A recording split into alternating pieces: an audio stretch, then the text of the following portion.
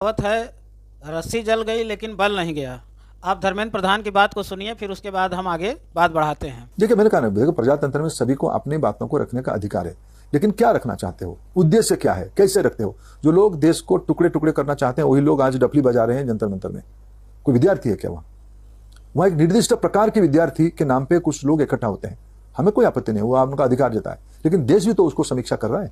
आपने जिस प्रकार की एक भय करना पैदा करना चाहते थे, विद्यार्थियों के अंदर भ्रम पैदा करना चाहते थे, उसमें आप सफल नहीं हो रहे हो। देश के विद्यार्थी आपकी बातों पे बहक नहीं जा रहा है, वो अपना परीक्षा केंद्र में बैठ रहा है, अपने कामों में लगा है। ये तो दहशतगर्दों का बी टीम है। देखिए कितनी निर्लज्जता से बात कर रहा है ये मंत्री जो है घोटालेबाज, कि आप खुद सोचिए कि एक तो इससे कोई परीक्षा ढंग से हो नहीं रही है।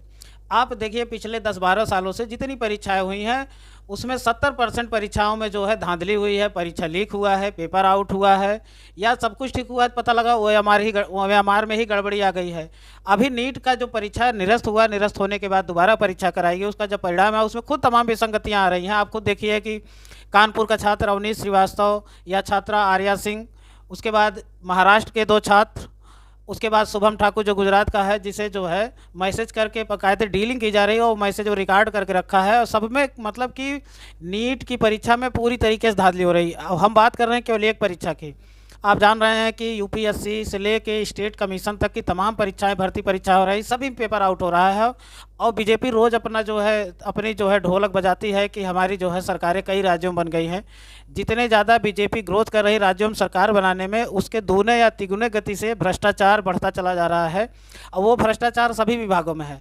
हम मूल मुद्दे पे आते हैं कि धर्मेंद्र प्रधान जी, आप जो है जिस तरीके से आप कह रहे हैं वहाँ छात्र नहीं थे तो कौन था, 300 रुपये की भीड़ थी, वो भीड़ केवल बीजेपी के नेता जुटाते हैं।